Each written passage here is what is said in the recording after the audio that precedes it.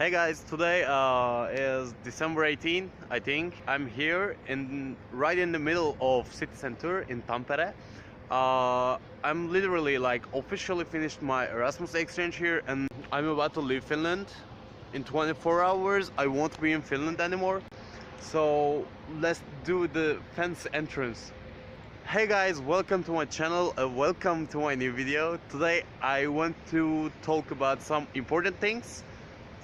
If you're coming to Finland as an exchange student, so I hope it will help and enjoy the video.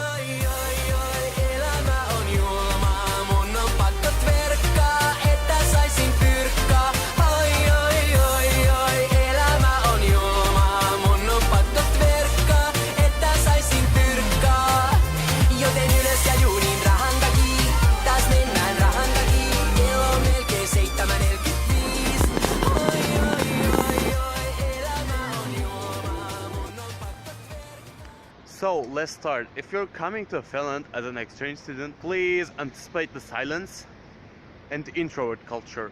So my first opinion when I'm traveling to my city is okay, this train is kind of silent, and even though the train was full, no one was talking, and no one is talking in train. Why? I didn't understand at all. So in the public transport, in the public spaces, in the classroom, even in the cafeteria, when you're eating your lunch or dinner something, in the restaurants, it's kind of silent. Everybody's embracing silence, I think. Everyone claims that Finnish people are shy. Cannot say they're shy, but they're just not talkative. Our second important thing, please, if you're coming here as an exchange student, please try to find yourself a proper accommodation with all the other exchange students. It was my biggest mistake when I'm coming here. I somehow missed the application process for the student housing. I found another apartment, kind of student housing, but the rent was relatively higher. By the way, if you're coming here as an exchange student, if you're lucky and if you're staying in the student housing, probably your rent will be 280, 90, maybe 300. The point being on staying in the student housing is they have a big community. They're always hanging out together. They have some common kitchens. They're sharing their space. They're sharing their food, kind of they're always together, hanging out as together. Our third point, hangout culture. I really want to talk about this. You thought that you don't need to go out that much. When you start staying in your house with all of this dark weather and cold and no one's talking, for how long you can watch YouTube videos and Netflix and movies, but it's totally normal for Finnish people. By the way, this is the big Christmas tree in Tampere and it's the Christmas market. Hangout culture is so different for me. I was asking my Finnish friend how they hang out with each other. I asked them, what are you doing in daytime? And they said, basically we don't do anything in daytime. I said, why?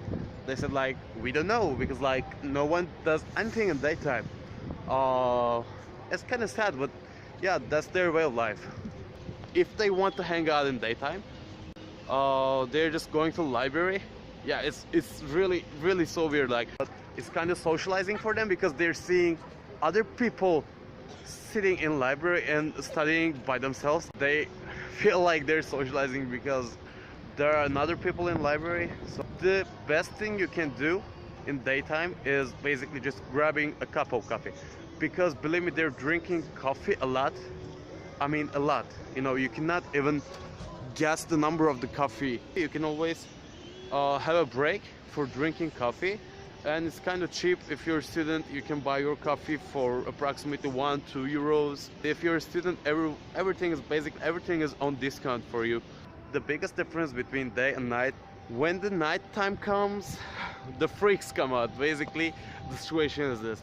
I heard that by statistic, Finnish people see the sun less than 95% of the world. Most of the people think that the cold is bearable. You can always dress somehow. Cold is not a big deal, but darkness is a real deal. The weather is always cloudy. I'm here for 4 months.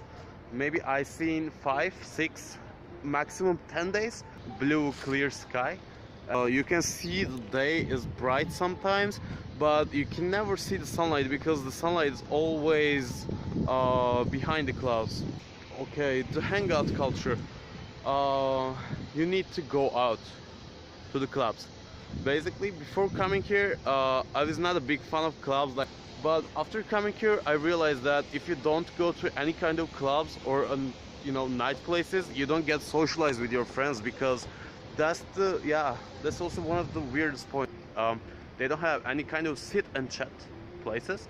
Rather, they have clubs, but the interesting thing is inside of the clubs, they have silent areas. They have some kind of bars, like sofas. If you don't want to go on the dance floor, there are another rooms. The clubs are not only related with the dance floor, but the clubs are basically kind of bigger facilities for going out. So that being said, our fourth point, the weather and the darkness. The cold weather is somehow you can manage with the cold weather. You can always lock yourself inside the sauna. It's one of the longest nights right now because we're right in the middle of December. So sun rises around 10 a.m. then sun sets around 3 p.m. On the statistic, we have 5 hours of daylight. Even though you know that sun is somewhere there, the day is bright, you can never see the sun. It's the most depressing part of the Finland, I think. Our fifth point is prices. Yeah, most of the people think that Finland is one of the most expensive country in the world. Yeah, maybe it might be one of the most expensive countries in the world, but if you're a person living here, it's not as expensive as you think. If you're coming here as a tourist, it's expensive as fuck. Believe me, it's really so expensive. If you want to eat something around the city, especially if you're visiting Helsinki, a cheap meal will cost 10 euros. A bus ride with a public bus costs 3 euros. If you want to go visit the public sauna, and if you want to experience this sauna thing, which is a big deal for Finnish people, they're crazy about their saunas. Even they're socializing with, organizing some sauna events. It's crazy. If you want to go to a public sauna, probably 4 or 5 euros you need to pay. In a coffee shop or somewhere, 3-4 euros maybe for a cup of fancy coffee. Our sixth point is educational system. I can simply define the education system is based on creativity, and they're trying to inspire you to find your passion somehow. They're encouraging you to do a ton of research. I mean, ton of research. I cannot speak. It's so funny. They're encouraging you to do a lot of research. For example, in my case, I don't have even a single exam for my courses, and I can say that 90% of the courses doesn't include any kind of exam. There are no exams. Most of the courses are based on the creative work and not on the exams. They don't want you to memorize any kind of things. They're not using a ton of course books. I took 8 or 9 courses this semester, but I only had one kind of book for one of my courses, so it's not a big deal. Yeah, it's not based on the exams and memorizing things and reading a lot of stuff, but the difficult part is you need to write maybe 10 pages of essays. I don't know, you need to write a lot of essays. We're always every week we're writing essays. I don't want to complain about the Finnish education system, because most of the people think that if you compare with the other countries, their workload is super high. So you need to write a ton of essays. Please, when you're coming here, anticipate this. I think we're done here. So I hope you enjoyed the video, and I hope that video helped you. If you want anything from me, if you have anything to say, please comment below, and until next time, moi moi!